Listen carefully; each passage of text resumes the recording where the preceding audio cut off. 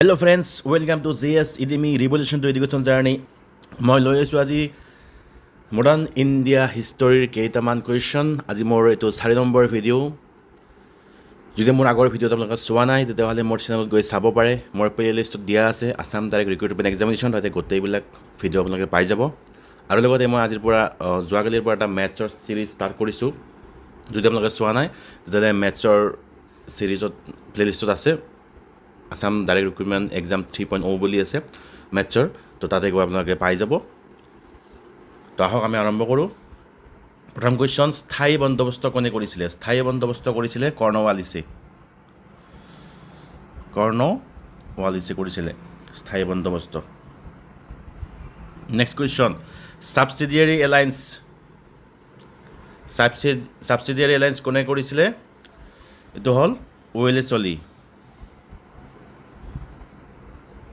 Option A. Next question, doctrine of lapse কোনে কৰিছিলে? Doctrine of labs কৰিছিলে ডেলহাউছিয়ে। ডেলহাউছি।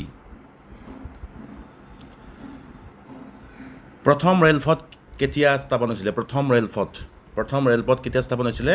1853। 1853। এইটো ইম্পৰ্টেণ্ট কুৱেশ্যন। 1853 প্ৰথম ৰেলপথ স্থাপন হৈছিলে।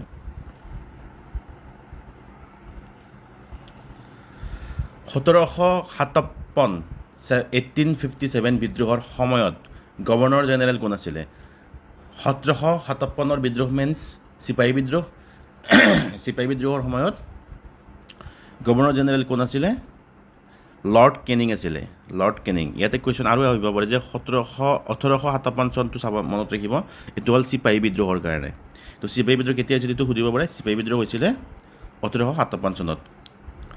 তেতিয়া গভৰ্ণৰ জেনেৰেল কোন আছিলে? Lord Canning. তো নেক্সট কুৱেশ্যন, 1857 বিদ্ৰোহ প্ৰথমে ক'ত হৈছিলে? প্ৰথমে হৈছিলে মিৰাটত। প্ৰথম হৈছিলে মিৰাটত, তাৰপিছত দিল্লীলৈ আগমন হয়। তো ফাৰ্ষ্ট ক'ত হৈছিল ক'লাৰ লগে লগে আমি মিৰাট বুলি ক'ব লাগিব।